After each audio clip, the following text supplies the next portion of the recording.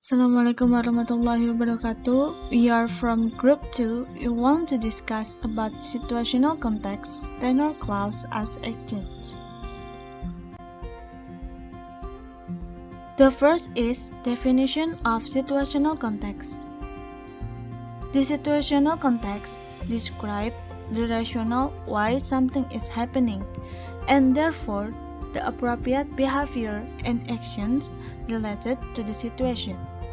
It is one of the kinds of context that influence communication.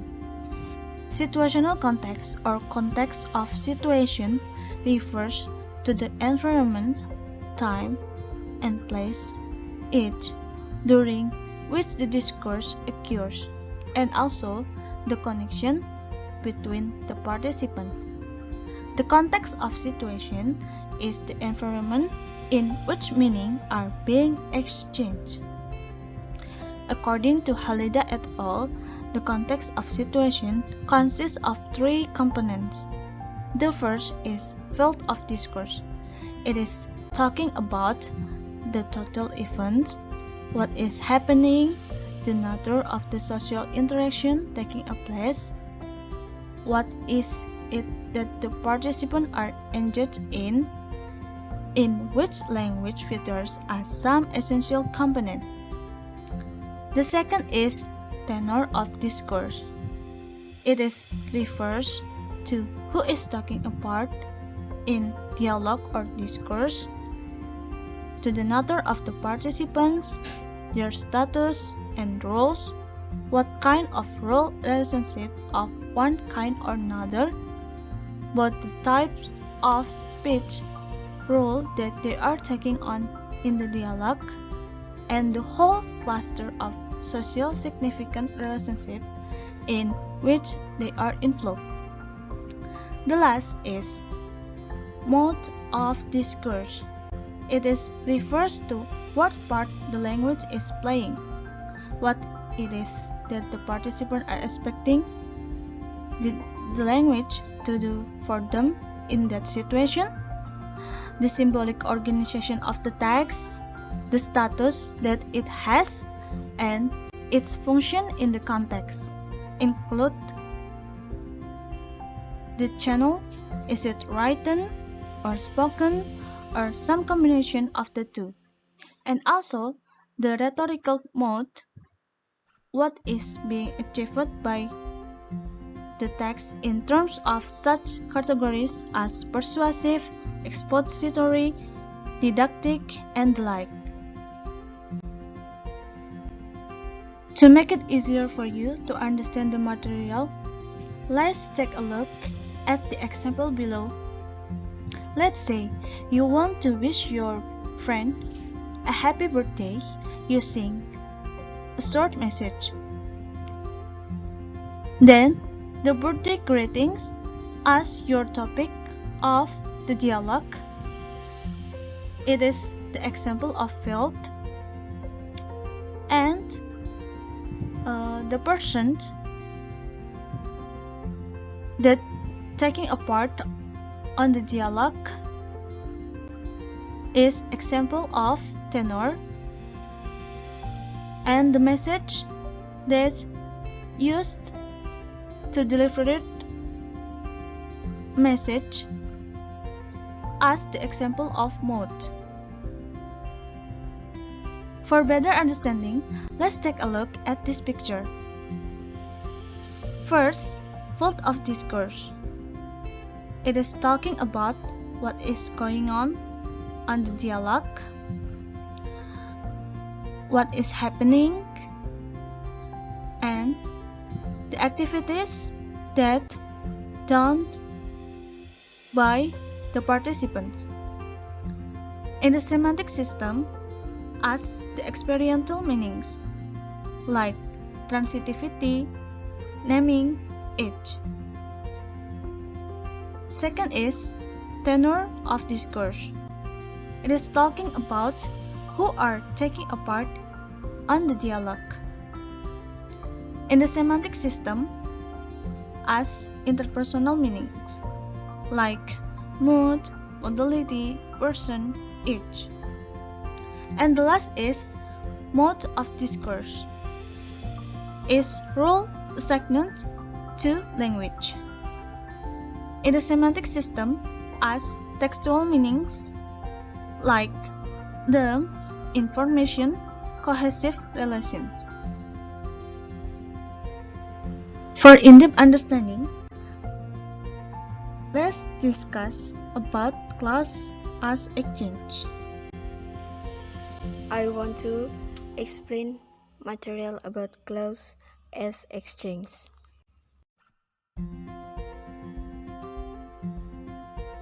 Okay, a clause is a group of words that contain a verb and usually also other component.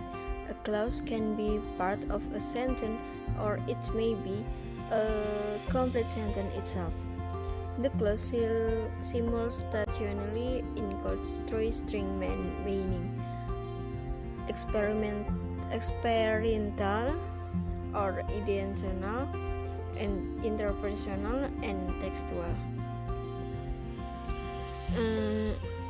The one is intentional. This involves looking for process in a text, process name, event taking place, or relationship among these. Then you divide the text up into process and whatever go with them. Knowing and what a verb is, you can think of looking for process as looking for verb.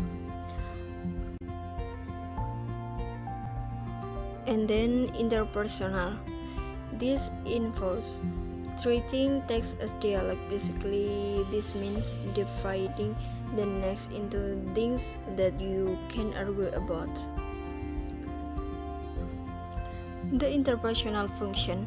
Meaning is an interpretation of language in its function as an exchange, which is a doing function of language.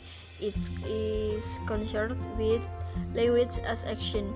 The interpersonal of the clause is that the exchange rules in rhetorical interaction, statement, question, offers, and command together with accompanying modalities.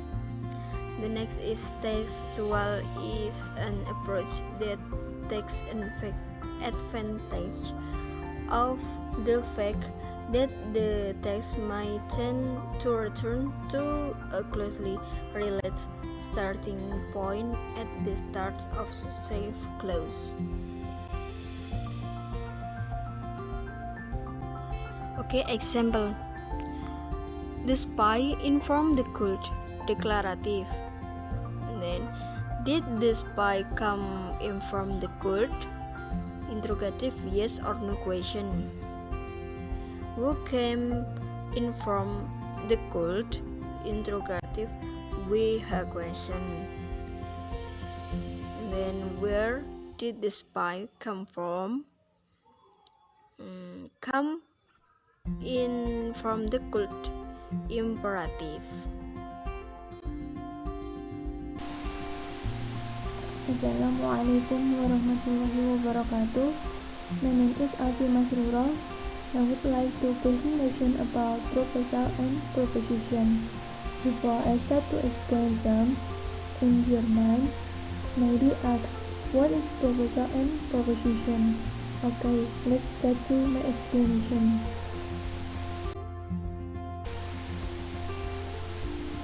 The first, the definition of proposal and proposition.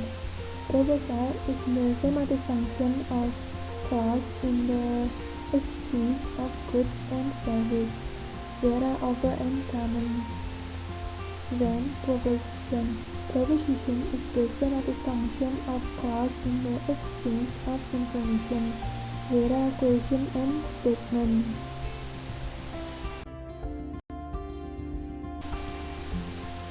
The last is about table of symbolic exchange. The clause as a means of exchange in the clause complex has two types, namely giving and demanding. In both sides, there are commodities that are exchanged, namely goods and service and information. The role of exchange through this giving can be expressed in the form of offers for goods and service and statements for information. Whereas in the requesting exchange role, requests can be expressed in the form of comments for goods and service and questions for information. I think enough from me. I hope that you get my point. Thank you. Wassalamualaikum warahmatullahi wabarakatuh. Okay, bismillahirrahmanirrahim. My name is Andawendra and now we will continue our discussion. Now we will discuss about mood structure.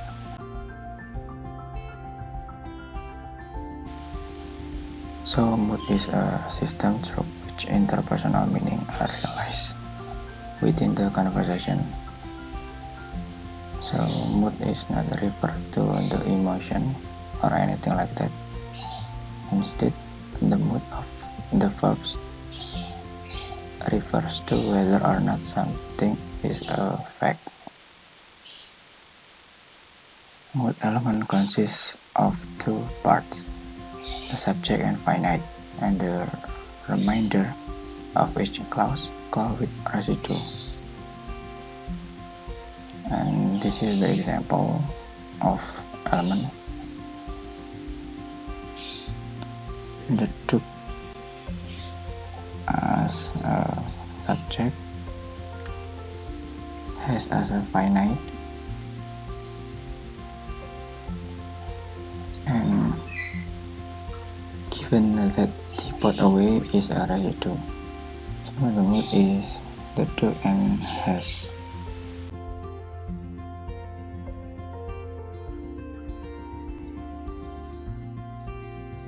The finite element is one of the small numbers of verbal operator expressing tense, modality, and polarity. The lists are here. The temporal operator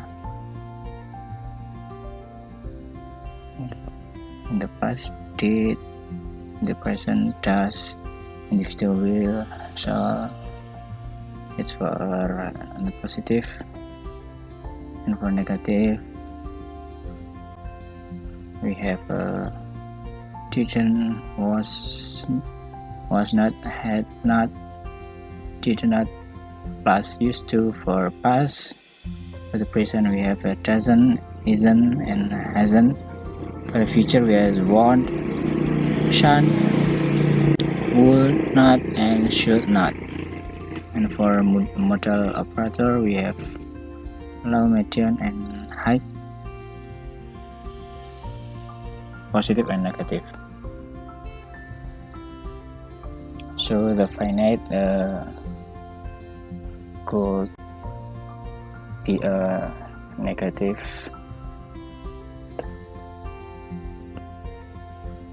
So the finite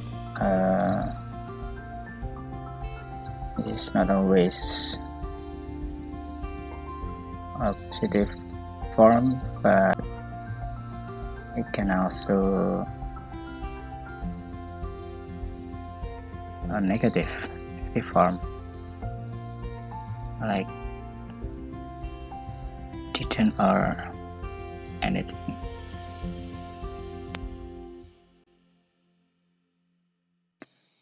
In the mood structure, there are also parts called residue.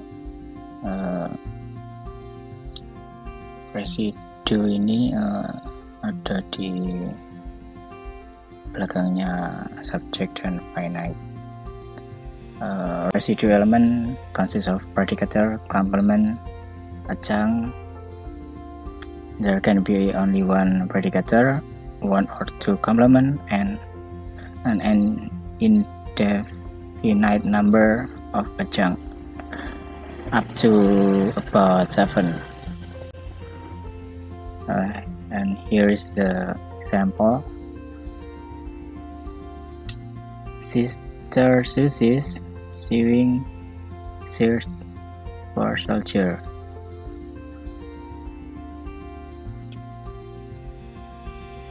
Jadi di sini Suster Susi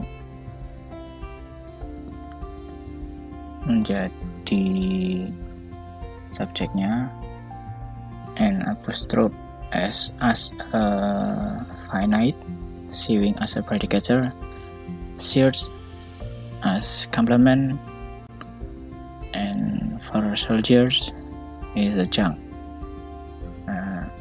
Sister Susi is a mood, and sewing search for soldier is a residue.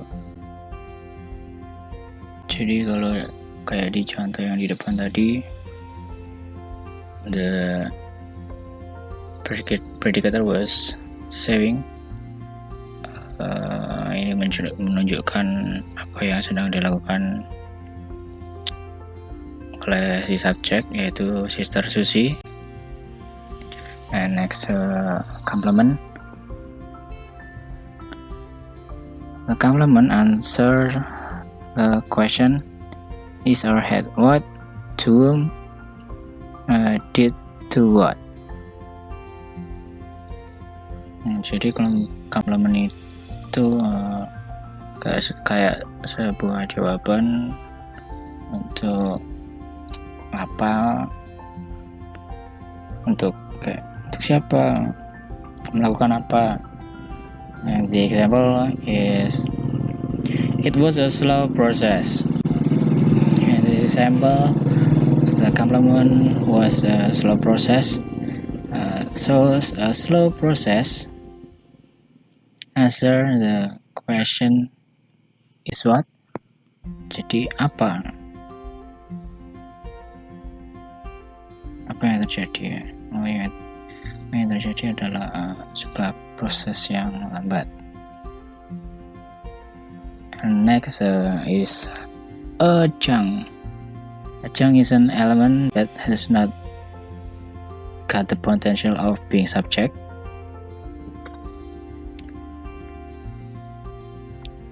Jadi kalau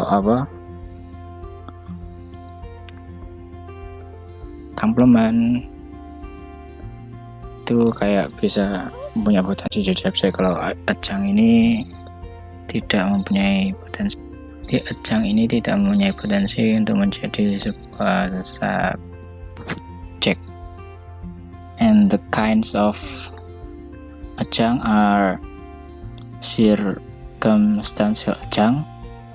It is answer the question how, when, where, and by whom. For instance, Henry Ford built his first car in the backyard of his home.